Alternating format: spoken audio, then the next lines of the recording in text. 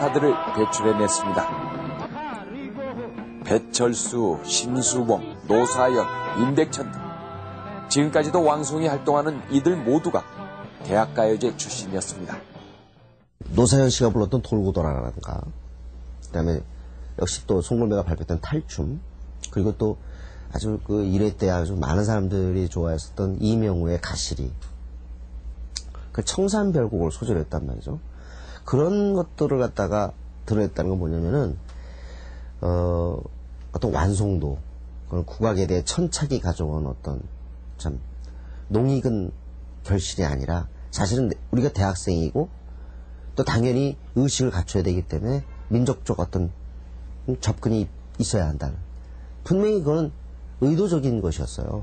그럼에도 불구하고 그때 그것이 당시 대학생 세대에게 알려주는 것이 바로 우리에게 중요한 것은 민족이라는 것을 일깨워주는데 음악적으로도 저는 기여했다고 생각합니다. 그룹 사운드들은 다소 좀 이렇게 학교 내에서 특권적인 지위에 있는 존재고, 그다음에 학교 측에서 추진하는 행사 같은 데서 늘 선도에 나서고 이런 경향이 있었습니다. 근데 제가 뭐 직접 그 극력 싫어하고 반대한 건 아닌데, 그 이른바 운동권 학생들 같은 경우는 그런 그룹 사운드가 어떤 그때 말로 관제 그리고 다소 향락적이다, 그리고 나아가 좀 퇴폐적이다, 이런 말도 했던 것 같습니다. 그래서 정서상 충돌했던 그런 기억이 있고요.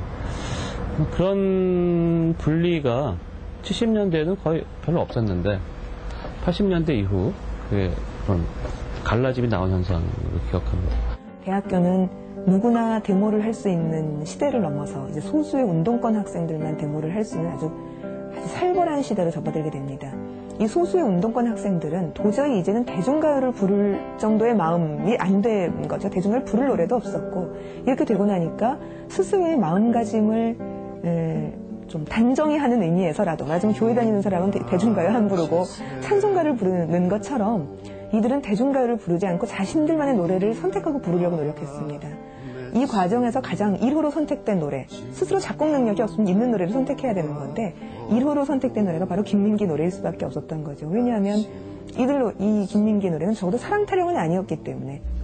제가 대학교 1학년 81년에 그 시위 현장을 갔는데 노래가 딱 2개밖에 없더라고요. 아침 이슬하고 와서 모여 함께 하나가 되자, 뭐 기껏해야 농민가 정도, 그러니까 굉장히 옛날 노래들이잖아요. 그런데 한 84년에, 그러니까 저희 연세대학교 아마 그 사람들이 그 어떤 동아리 방에서 지네들끼리 김지아의 시집을 읽다가 누가 이제 그 흥에 겨워서 내 이름은 너를 잊은 지 오래를 노래톤으로 하니까 옆에 있던 친구가 그 다음 소절을 이어가고, 이래서 그날 노래가 하나 탄생했다는 얘기를 제가 84년쯤에 들었어요. 참 저로서는 참 신기한 일이었는데, 그러니까 그런 노래들이 나오기 시작하면서 어느 날부터 보니까 이 시위 현장의 노래들이 바뀌고 있더라고요. 새로운 노래들로 끊임없이 바뀌면서 뭐 87년 이쯤에 갔을 때는 거의 절정에 이르렀는데, 안치환은 84학번인데요. 한창 대학가요제가 이제 그 대학가에서 고등학생들한테는 가수의 등용문처럼 막 보이기 시작할 때였습니다. 그러니까 대학 들어가면은 꿈이 대학가요제를 가보는 게 꿈이고, 대학가요제를 가기 위해서 반드시 대학을 가야 되는 이제 이런 고등학생들이 늘어난 거죠. 그리고 멀쩡하게 대학을 들어와서 어느 기타 서클이거나 노래 서클이라고 들어가 있는 데를 기웃거리고 들어가서 보니까, 나중에 보니까 그 서클은 민중가요를 부르는 서클이었던 거죠. 노래 모임 새벽에 들어와서도요, 그러니까 대학교 노래 서클에서 굉장히 적응을 못했습니다. 난 정말 내 실력이, 내 음악적 실력이 얼마가 되는지를 알고 싶은 것일 뿐이다. 나 대학까지 한 번만 나가게 해다오. 그걸 좀 제발 허락해다오. 라고 졸랐던 기억이 아주 눈에 선합니다. 대학교 2, 3학년 때의 안치환의 모습입니다. 그러다가 그 친구가 변한 것은 이한열 때부터 확실하게 변했습니다. 그때 제가 아주 친하던 선배가 시위를 주도하고 감옥을 이제 가고 나서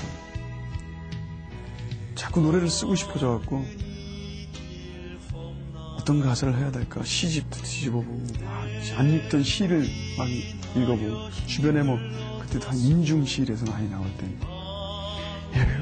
해보고 하다가 가사 될 만한 걸 메모해놓고 그러다가 조금씩 그러다 처음 만들어진 게 소라 푸른 소라였는데요. 그거 만드는데 정말로 몇 개월 걸렸습니다.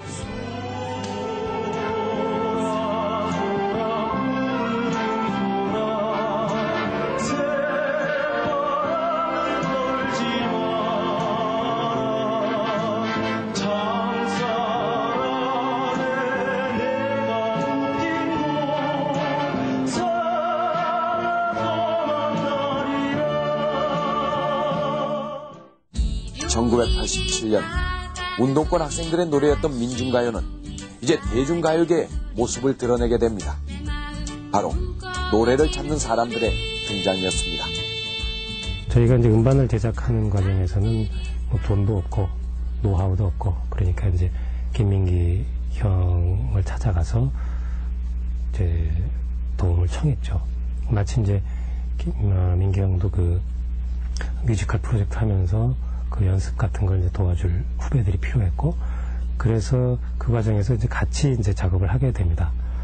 그래서 그 김민기 형의 아동용 뮤지컬 음반과 저희의 음반이 이제 같이 이제 준비가 돼서 심의에 올라갔는데, 결과적으로는 그 저희 것만 심의가 나온 거예요.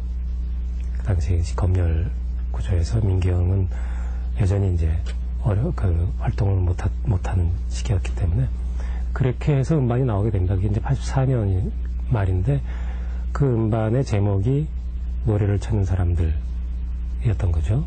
네, 노래를 찾는 사람들이 바로 그랬기 때문에 민중가요 중에서 몇몇 곡들을 대중가요적 성공을 시켜냈죠.